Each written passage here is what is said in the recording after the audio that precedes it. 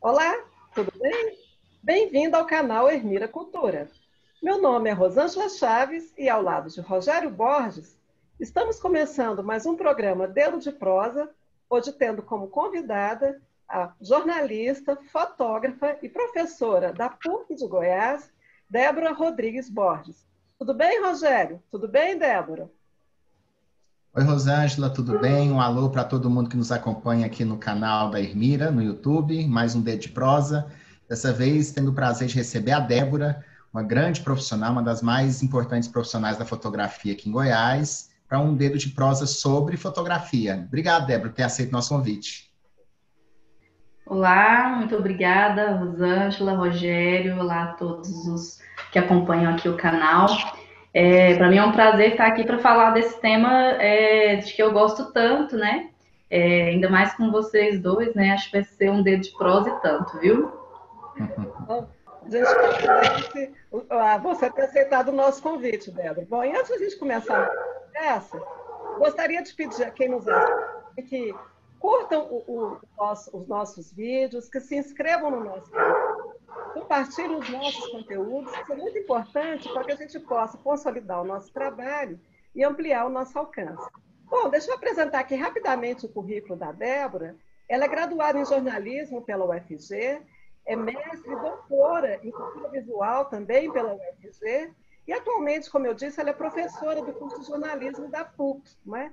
E no curso ela trabalha com as disciplinas de fotojornalismo, mas também tem pesquisas na área de fotografia popular, de fotografia mortuária, de fotografia votiva, trabalhando esses temas ligados à cultura popular.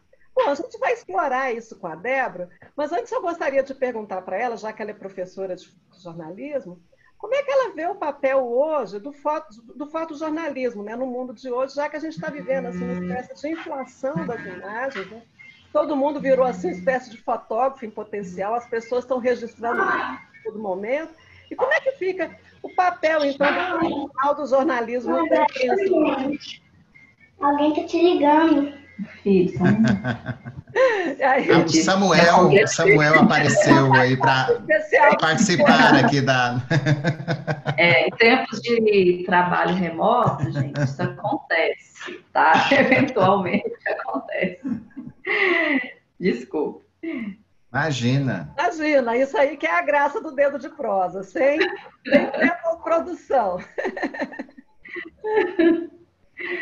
Em relação a essa questão de uma certa inflação, né, das imagens que você falava, Rosângela, eu já há alguns anos eu tenho estudado, inclusive tenho trazido para discussão com os alunos em sala de aula alguns textos de um teórico que eu tenho gostado de trabalhar muito, que é o André Rouillet, que é um professor, pesquisador francês, né? E ele tem uma obra que nem é tão recente, assim, acho que ela foi lançada em 2007, 2011, não sei, não me recordo agora ao certo. E nesse livro, ele fala do que se chama de uma crise, né, do fotojornalismo, uma crise da fotografia documental, que seria atribuída justamente a essa inflação, né, das imagens, essa superabundância de imagens.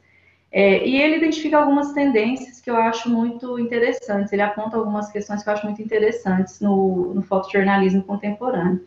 Ele diz que existe um modelo de fotojornalismo que, de fato, está acabando ou em vias de extinção, porque não responde mais às necessidades e à realidade contemporânea, que é esse fotojornalismo voltado única e exclusivamente para o furo. Então, ele diz que isso está, de fato, perecendo justamente por conta disso. A gente tem uma presença muito grande, né, de equipamentos fotográficos no cotidiano de uma grande quantidade de pessoas.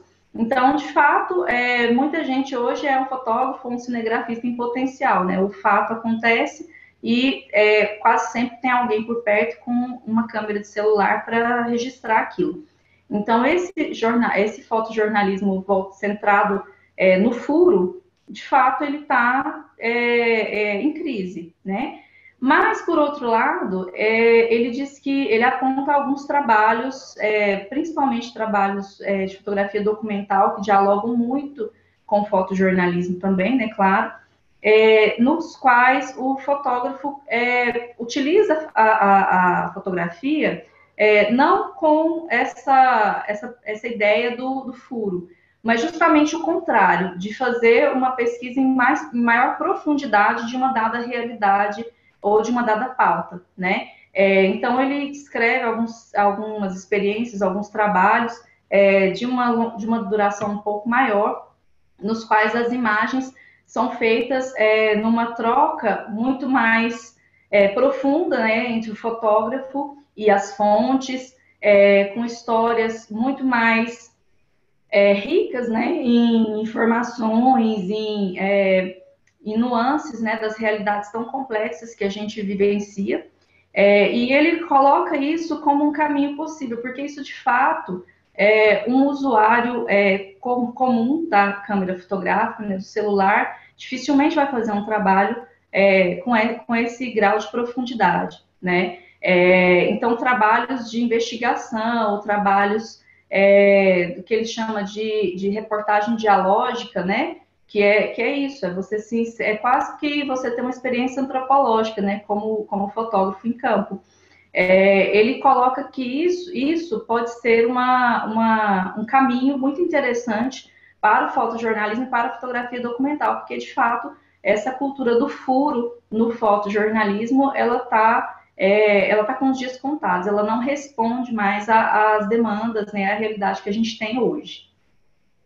E, Débora, uma questão também que afeta, né, o fotojornalismo e a fotografia como um todo, como a Rosângela falou, né, essa inflação de imagens que a gente tem, e com a quantidade imensa de suportes e de aparelhos portáteis em que a gente pode fazer fotografias, inclusive com qualidade muito alta, né? As câmeras de celulares têm qualidade muito alta, mas são exatamente as redes sociais, né?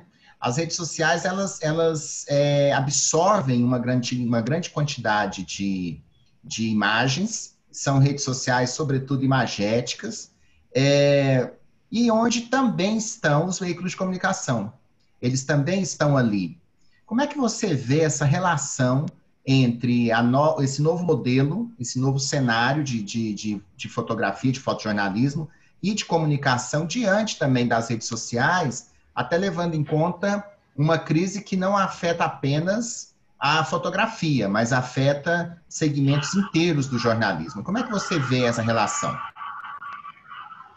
Então, as redes sociais, elas trazem uma questão que é muito importante, realmente, a gente levar em consideração, que é uma potencialização de um uso muito efêmero, né, das imagens. Então, há uma necessidade, uma certa exigência, né, de uma presença muito constante dessas imagens nessas redes. Então, isso leva... Aqui, meu filho. Gente, só um minutinho. É porque tem alguém me ligando aqui, eu vou ter que mandar uma mensagem. São exatamente isso que a gente está falando, né, Débora? Que é essa... Você falou do efêmero, mas é essa maneira também de a gente lidar com os aparelhos, né? Porque a gente está o tempo inteiro com eles, né? Sim, sim. E é um momento, assim, muito peculiar, né, da história da humanidade, porque, de fato, o que a gente tem hoje é um aparelho que nos acompanha, né, diariamente, pelo menos grande parte de nós.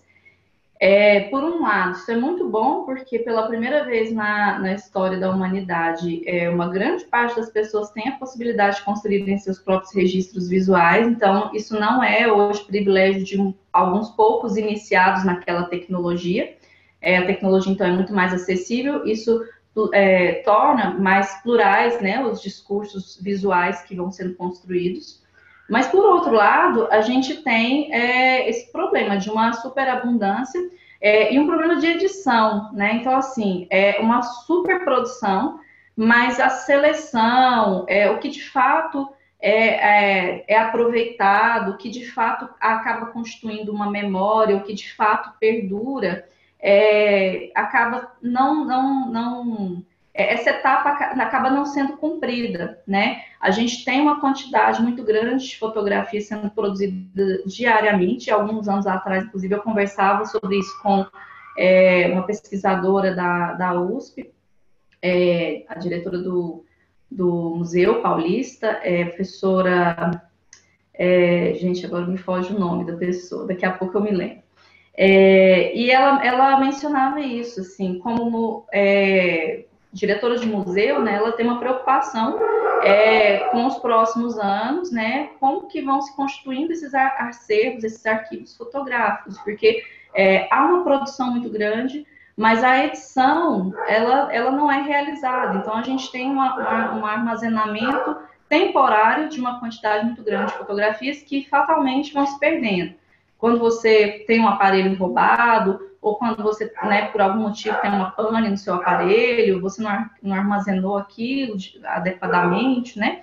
E as redes sociais, elas acabam potencializando isso um pouco, porque elas estimulam esse uso efêmero, né, da fotografia, a produção de uma imagem para um uso imediato, né, que se finda ali mesmo, né? Depois essa imagem muitas vezes não vai ser recuperada num outro contexto, ela acaba não se constituindo enquanto memória. Isso é bastante problemático no fotojornalismo, isso é bastante problemático no cotidiano das pessoas. A gente percebe, por exemplo, hoje que, embora haja uma grande produção de imagens fotográficas, de vídeos, etc., a constituição de acervos fotográficos familiares mudou muito, né? Hoje em dia as pessoas não têm muito hábito mais, muitas vezes, né, principalmente as gerações mais jovens, e eu faço questão de falar sobre isso com os meus alunos, de ver, né, se eu estou equivocada na minha percepção, mas eles relatam isso, eles não fazem álbum mais, eles não têm álbum fotográfico em casa. Então, parece que o uso da fotografia assume muito mais essa função efêmera, e a gente tem uma grande preocupação, assim, eu particularmente, como pesquisadora na área, né, como que vão se constituir as memórias visuais daqui para frente, sobretudo no âmbito íntimo, né, no âmbito privado, né, que são acervos, são importantes, embora sejam muitas fotografias sejam pertencentes a acervos privados, elas historicamente acabam assumindo um papel importante no respeito a registros de comportamentos, né, registros de traços culturais, e isso hoje a gente percebe que pode estar em risco, né, essa função da fotografia como elemento de memória, ela pode estar correndo um certo risco devido a essa forma como se configura atualmente o ato fotográfico, tanto a tomada da fotografia quanto o seu uso e, posteriormente, o seu armazenamento ou, como é mais comum, né, o seu descarte. Débora, você levantou uma questão muito interessante, porque a gente vê que a fotografia, como você bem mostrou, ela vai perdendo esse valor de memória, portanto, esse valor histórico, né, que a gente sempre correlacionou, né, a fotografia. E, por outro lado, a gente vê também que a fotografia vai perdendo também o seu valor de verdade, né? Até porque a gente vê, por exemplo, com os fenômenos das fake news, também todos esses softwares que você tem hoje de manipulação de imagem, né? Já se fala hoje até em manipulação de vídeo, de você andou circulando, inclusive nos Estados Unidos, né? Um vídeo colocava o Obama numa situação que ele não estava, né? Assim, você já tem recursos muito sofisticados nesse aspecto, né? Inclusive se fala que o medo que se tem agora nas próximas eleições é que as fake news tomem, inclusive, né, assim, uma dimensão ainda pior ainda, né, que essa questão da manipulação da imagem. Aí eu queria também que você falasse um pouquinho disso, né? Quer dizer, a fotografia perdendo o seu valor de história, de memória, mas também perdendo o seu valor de verdade, né? Quer dizer, essa imagem que a gente está vendo, realmente ela é fidedigna, né? Assim, eu gostaria que você também falasse sobre isso. Está me ouvindo? Essa é uma questão, assim, extremamente problemática mesmo, na atualidade. Eu acho que não é exagero a gente dizer que o início dessa questão, né, dessa crise do valor de verdade, né, da fotografia, se acentua muito com o início da fotografia digital, né? O filme fotográfico, ele constituía uma prova física, né, da produção de uma imagem. Então, é claro que sempre houve, desde quando a fotografia surge, surgem também técnicas de manipulação de imagens, né, de intervenções nas imagens, feitas inicialmente de maneira manual e posteriormente, né, com recursos um pouco mais sofisticados. Mas com o digital, isso toma uma outra proporção, porque as intervenções, né, passam a poder ser feitas de uma maneira mais fácil mesmo, né? E isso começa a trazer uma série de questionamentos, né? E, de fato, esses questionamentos vão só aumentando porque, realmente, infelizmente, a gente vê um certo abuso, né? Em muitas ocasiões, dessas potencialidades de intervenções nas imagens digitais. Infelizmente, a gente vê isso acontecer também dentro do fotojornalismo, dentro da fotografia documental. Então, o que você às vezes acha que é um uso inocente de um filtro, né, na fotografia, isso pode mudar dramaticamente a percepção do fato que está expresso ali, né? Um corte, né, que a gente faz uma imagem pode trazer alterações significativas na forma como vai ser percebida aquela imagem. Então, eu acho muito problemático, concordo, e assim, uma questão que eu acho interessante, a gente percebe que parece haver uma certa cultura visual fotográfica na qual esse tipo de procedimento acaba quase que se incorporando ao próprio ato fotográfico, né? Quando a gente observa, por exemplo, pessoas que têm uma presença muito marcante, né? Personalidades têm uma presença muito marcante nas redes sociais, elas muitas vezes se notabilizam pelo uso de filtros, né, nas suas fotos, nos seus vídeos. Esses filtros são muito cobiçados, né, e eles produzem efeitos que não correspondem à realidade, né. Eles simulam efeitos os mais diversos, né, que não correspondem à realidade. Então, eu tenho observado muito isso. É muito difícil a gente produzir análises assim, muito consistentes de fenômenos que são tão contemporâneos, né, a nós. Mas eu tenho observado com muita preocupação isso. Assim, parece que está em andamento um processo de uma mudança muito profunda no que as pessoas cotidianamente entendem como sendo o ato fotográfico. O ato fotográfico parece que hoje não se encerra com um clique, ou ele não se restringe ali ao momento do clique, né? Ele necessariamente, forçosamente, para muita gente, parece que precisa incorporar esses outros artifícios. Já houve situações em que fotojornalistas, fotógrafos documentais foram inquiridos pelo uso desse tipo de recurso também. Então, assim, existem alguns projetos experimentais, né, alguns fotógrafos que iniciam projetos, assim, já de saída, né, anunciando que vão fazer uso, né, de certos aplicativos, né, para potencializar certos efeitos de filtro, mas isso de fato essa coisa não pegou. E eu acho muito bom que não tenha pegado mesmo, assim, sendo bem sincera, porque não vejo até agora, assim, nenhuma vantagem nisso, até porque, como você falou, Rosângela, isso acaba trazendo um comprometimento mesmo do valor de verdade que normalmente a gente atribui às fotografias. O fotojornalismo não pode se descuidar disso. É intrínseco à sua função. Então, se a gente abre essas brechas, a gente abre um caminho muito perigoso, né, para um questionamento do que o profissional de jornalismo está colocando ali como conteúdo. As fake news, assim, são uma realidade realmente avassaladora. A gente tem hoje uma facilidade muito grande de manipulação de fotos e vídeos também, ficam absolutamente assim, para um observador leigo, absolutamente fidedignos, né? E a gente não consegue distinguir, né, tecnicamente, que aquilo é uma farsa.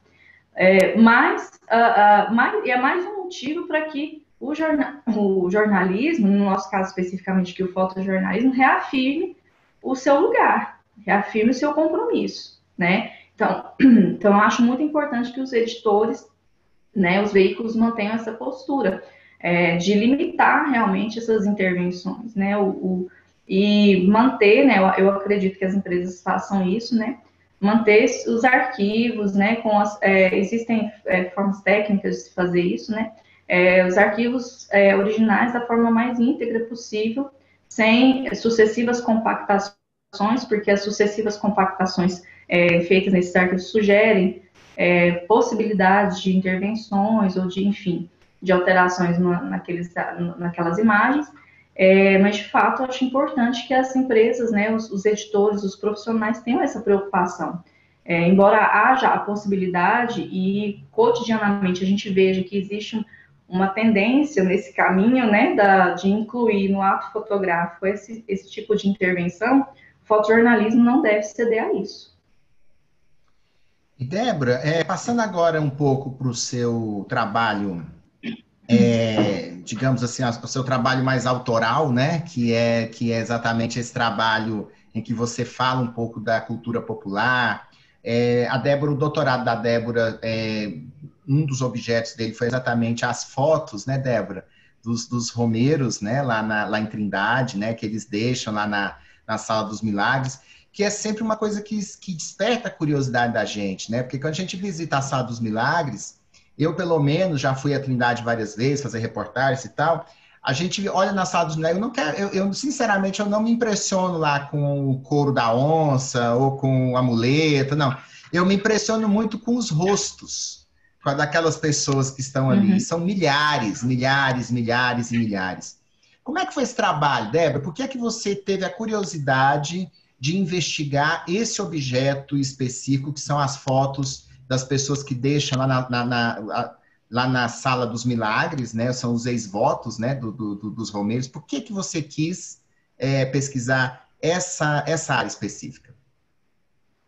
Então, a escolha do objeto acabou se dando no momento posterior à definição do que de fato eu gostaria de investigar, né, enquanto cultura visual fotográfica, né? Meu interesse, eu sempre tive um interesse muito grande pela fotografia popular, que é essa fotografia que é feita por muita gente, né? E que alguns teóricos, depois isso fui desenvolvendo ao longo do doutorado, acabam chamando de fotografia vernacular. Mas, enfim, eu sempre gostei desse universo, né? Essa fotografia que é feita em larga escala, que todo mundo faz. A gente está vendo aí uma delas, né, aqui, ó, Débora. A gente tá compartilhando aqui uma parte do seu trabalho. Foram registros que eu fiz lá na Sala dos Milagres. Então, por exemplo, fotopintura, né? Essa parede aí que tem lá na Sala dos Milagres é cheia de fotopintura. É uma modalidade de fotografia que foi muito popular, né? No passado, hoje não se faz mais, mas foi muito popular. Então, eu sempre gostei desse tipo de manifestação, né? De fotografias, assim, populares.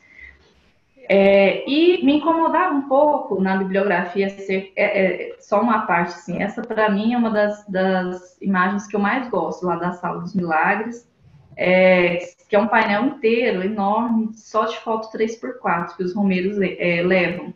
E eu já exibi essa foto em alguns congressos, onde eu apresentei trabalho sobre o tema, e já teve gente que falou, nossa, gente, isso parece um trabalho de arte contemporânea, assim. Se você coloca isso numa galeria que é de algum artista, as pessoas vão acreditar piamente. Você sabe que me lembra, Débora, assim, se a gente olhar de longe, sem perceber, parece uma coisa meio Pollock, não parece? Uma coisa meio assim, uma coisa meio borrada, em que as formas vão ganhando, só se você se aproximar muito, né? Eu acho isso fantástico, assim. Você só começa a distinguir, né, individualmente cada rosto se você chegar perto. Então, como eu estava Exatamente. dizendo, meu interesse inicialmente era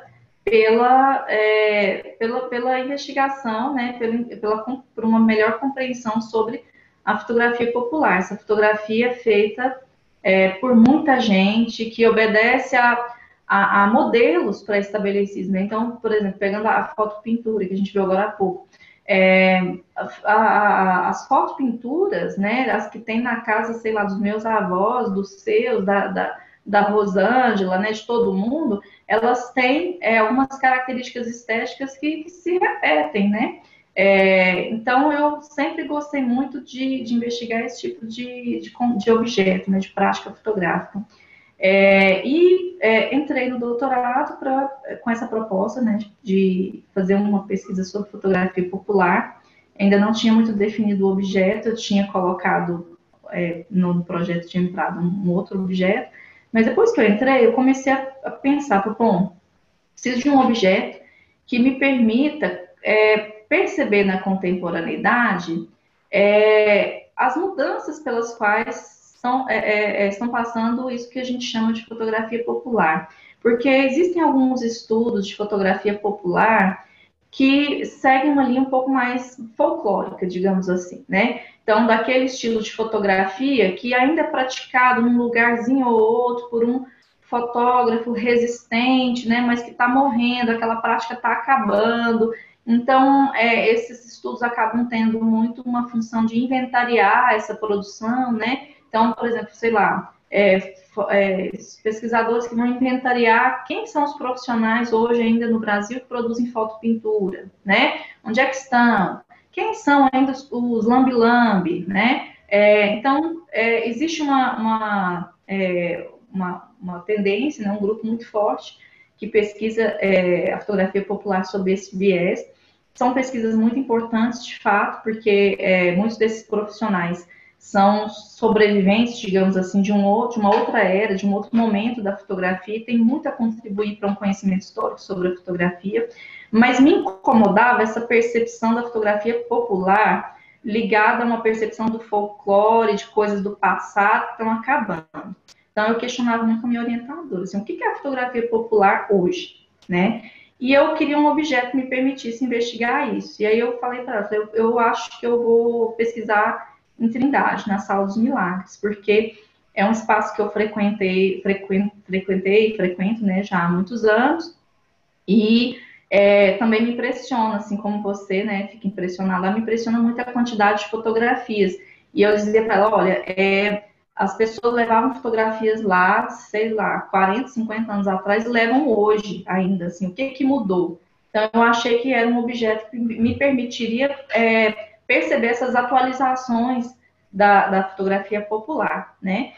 Foi isso que me levou para lá. Agora, foi de fato um desafio imenso, porque é um campo de estudo em que, ao mesmo tempo que a gente se deslumbra, porque quando você entra, assim, são paredes e paredes, painéis e painéis, com milhares, eu ouso dizer até milhões de fotografias, mas como que a gente analisa isso? Como que a gente estuda, né, um objeto tão complexo, né, tão diverso? Mas foi um trabalho bastante interessante, assim, a experiência no campo, né, a pensar sobre essas imagens, começar a perceber as condutas, né, dos romeiros relacionadas a ela, foi um trabalho bem bacana. E atualmente, Débora, você está envolvida em algum projeto de pesquisa, com os seus alunos aí na PUC, que explore essa área aí da fotografia popular, da cultura popular? Então, atualmente, eu não estou com nenhum trabalho de pesquisa, nenhum projeto de pesquisa nessa área. Eu tenho feito algumas ações extensionistas que se aproximam um pouco, né, dessa questão da fotografia popular. Um dos projetos nos quais eu mais tenho me engajado, né, nos últimos 2 anos é um projeto de pesquisa da PUC, que é o da Universidade Aberta da Terceira Idade. Então, nós temos lá uma turma de alunos com mais de 60 anos que frequentam um curso de fotografia, que eu ofereço semestralmente. Então, como é um curso livre, né, uma atividade de extensão, A gente faz muitas atividades em que eu acabo retomando essas questões da fotografia popular, até porque muito do que eu abordo integra a cultura visual fotográfica dos alunos que frequentam, né, a disciplina, que são pessoas mais velhas, né, tem alunos de 60, 70, a gente tiver alunos até de 83 anos de idade nesse curso. Então, lá, por exemplo, já produzi monóculo fotográfico com eles, já produzimos fotografias usando processos artesanais do século XIX, de revelação, de papel, de foto em papel. Débora, fizemos... o monóculo é Sim. aquela velha, né? Assim, você colocava o olho ali, naquele Isso, pedacinho e via a foto, né? Que parecia uma coisa mágica, né? Como é que pode caber essas pessoas aqui isso. dentro, né? Que a gente é criança, né?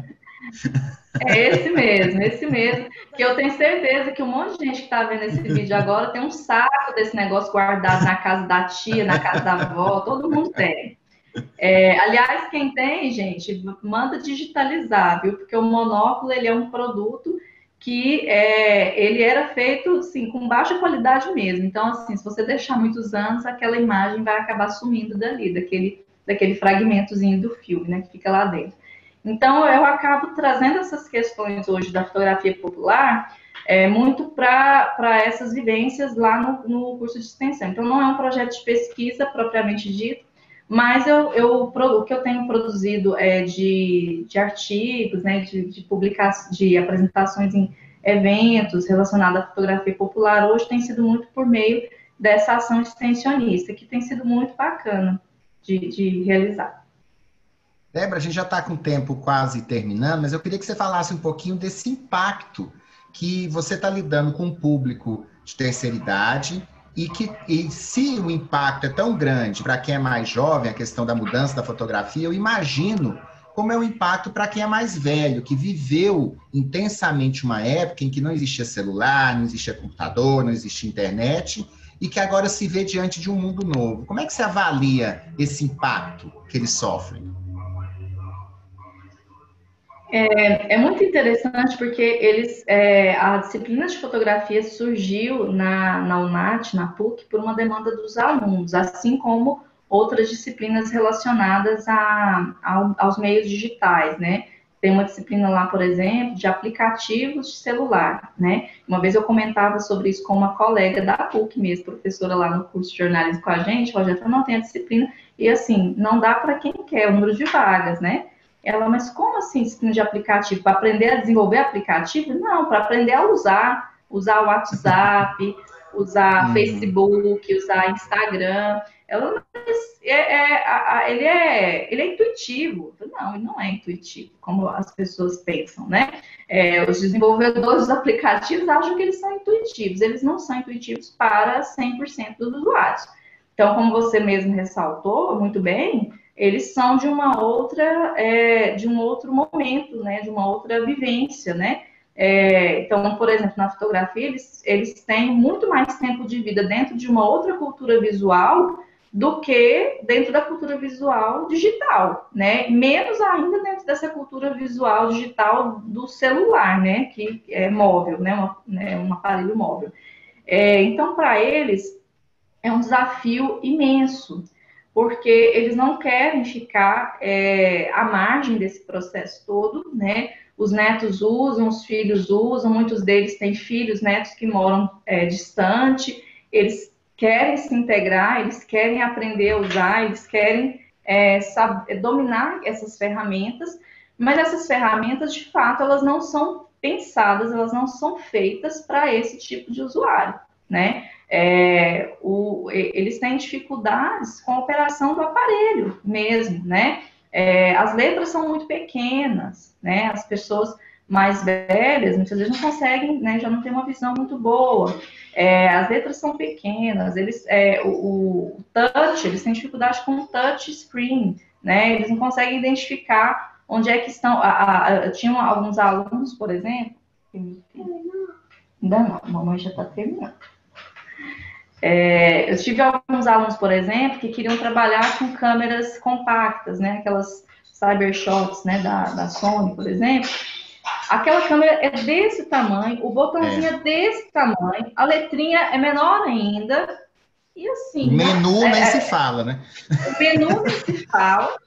Sim, é impossível. Como é que a pessoa vai conseguir? Uma pessoa tinha, né? Essa aluna, uma das alunas que me marcou, tinha 83 anos de idade. Como que ela vai conseguir? Aí conversei sobre isso com uma designer uma vez, e ela falou, não, realmente, assim, acho que não são produtos pensados, assim, quem projeta não pensa que um usuário mais velho vai usar, né? Então, eles têm um desafio muito grande, porque eles têm dificuldades de operação do aparelho. O aparelho não é pensado para esse tipo de público, né? Então, a gente trabalha na disciplina, trazendo um pouco do referencial visual deles, né? Mas, obviamente, tentando familiarizá-los com esse equipamento que eles querem dominar, eles não querem ficar à parte. Eles querem produzir suas fotos, mandar para os familiares, eles querem receber e saber onde é que foi parar a foto que ele recebeu no WhatsApp, né? Lá no telefone.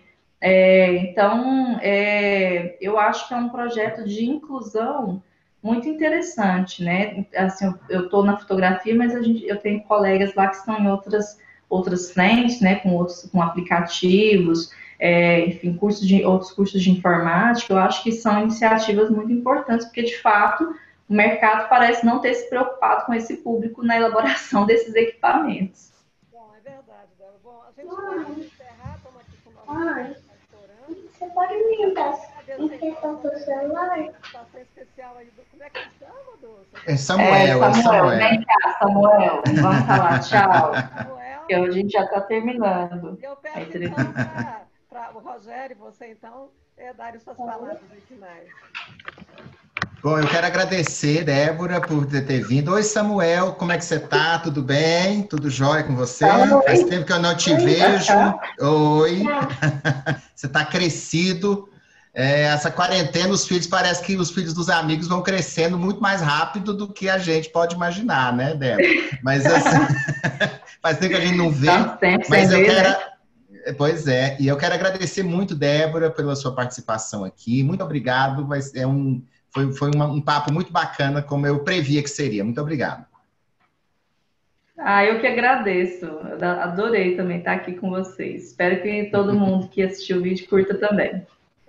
Débora, mais uma vez, muito obrigada. Acho que foi uma conversa muito legal, né? Assim, você abordando aí vários aspectos, né? Envolvendo imagem, fotografia, não é? E que pena que a gente tem que encerrar. Bom, eu peço mais uma vez a quem nos assiste, então, que se inscrevam no nosso canal, que curtam os nossos vídeos, compartilhem os nossos vídeos, que é muito importante para a gente ampliar o nosso alcance.